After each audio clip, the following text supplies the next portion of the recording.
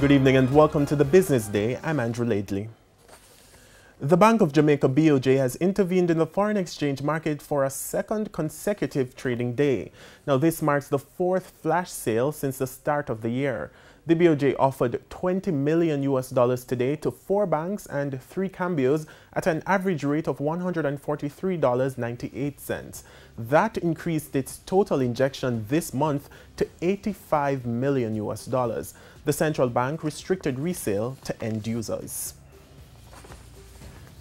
And currency trading ended today with the US dollar selling for $144.97. The Canadian dollar is selling for $113.53.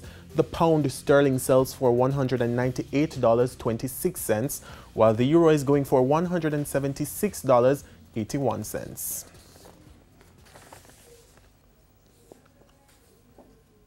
The promise of affordable home ownership is again in the spotlight. On this occasion, Prime Minister Andrew Holness charged developers to consider a lower price ceiling.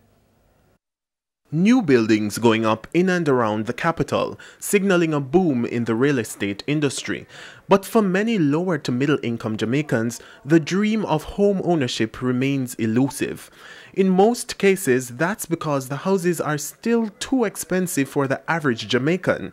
Prime Minister Andrew Holness is now looking to fix the problem, starting with this charge to developers. I met with some of our larger developers yesterday and gave the charge.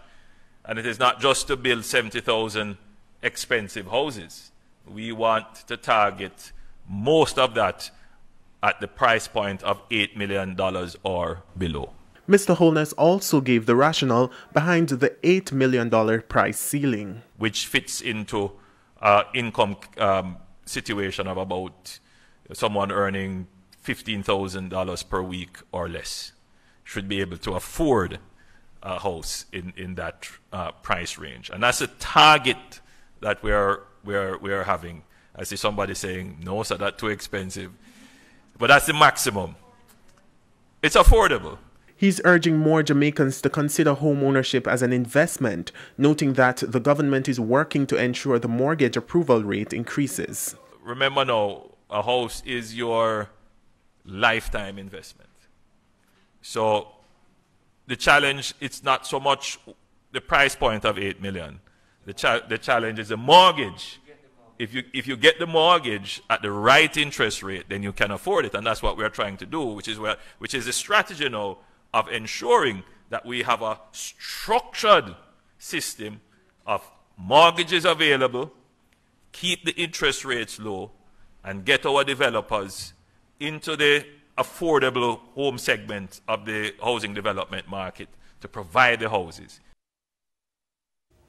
The JSE index gained 1,200 points today, and the junior market index is up 22 points. Among the winners were Sterling Investments US dollar shares, Epley, Kingston Properties, Sagicor Real Estate X Fund, and the Jamaican Teas.